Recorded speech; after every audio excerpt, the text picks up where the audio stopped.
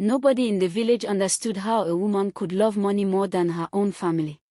Every evening, Grace locked herself inside her room, counting bundles of cash over and over again. She smiled every time the pile became bigger. But while her secret savings kept growing, her husband wore torn clothes. Their children went to school hungry. And even when neighbors begged for help, she acted as though she had nothing. Her husband, Daniel, worked harder than anyone in the village. From sunrise until late at night, he repaired broken motorcycles, fixed generators, and accepted every small job he could find. Not because he wanted to become rich, but because he wanted his family to live a better life. Every naira he earned, he handed over to his wife without keeping anything for himself. He trusted her completely. He believed she was saving for their future. What Daniel didn't know was that Grace wasn't saving for the family. She was saving for herself. Every week, she secretly hid more money inside old boxes, under the bed, inside cooking pots, and even beneath the floorboards. She refused to buy decent food. She refused to replace worn-out clothes. If the children asked for something as simple as new sandals, her answer was always the same: "We can't afford it." The painful part was that they actually could. She simply refused to spend the money.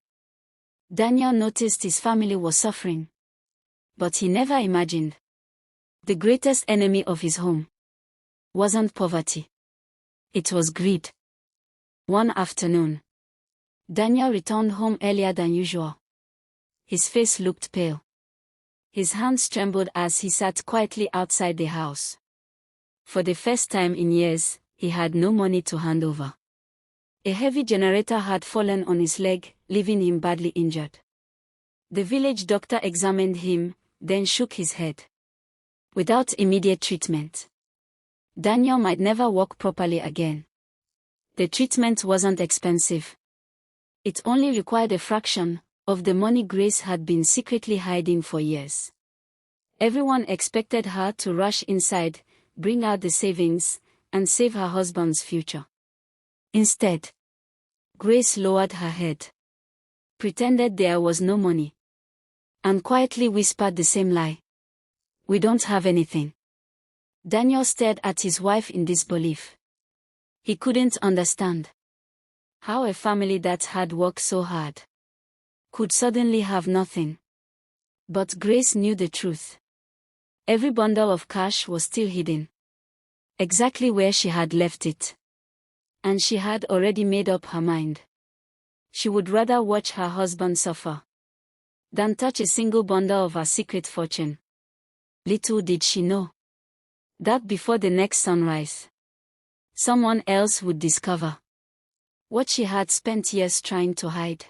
The next morning, Grace woke up before everyone else, just to count the money again. She smiled, ran her fingers across the bundles, and whispered to herself, "One day, this will all be mine." She carefully hid everything back, completely unaware that someone had been watching. It wasn't a thief. It wasn't a neighbor. It was her oldest son. The boy had followed her by accident after waking up to fetch water. From the small crack in the bedroom door, he saw his mother lift the floorboards and pull out more money than he had ever seen in his life. His heart began to race. He remembered every night his father skipped dinner so the children could eat. He remembered walking barefoot to school because his mother always claimed they were poor. He remembered his father's injured leg and the tears in his eyes when the doctor said treatment couldn't wait. At that moment, everything finally made sense. His mother had lied to them. She had lied to everyone. The boy quietly walked away, unable to stop crying. That evening, Daniel looked at his son and immediately knew something was wrong. What happened? The boy tried to stay silent. He wanted to protect his mother. But the truth had become too heavy to carry. With tears rolling down his face, he finally opened his mouth and revealed the secret that would tear the family apart forever. Daniel's heart stopped. He looked at his son, then slowly turned toward Grace. She couldn't meet his eyes. For a long moment, no one said a single word.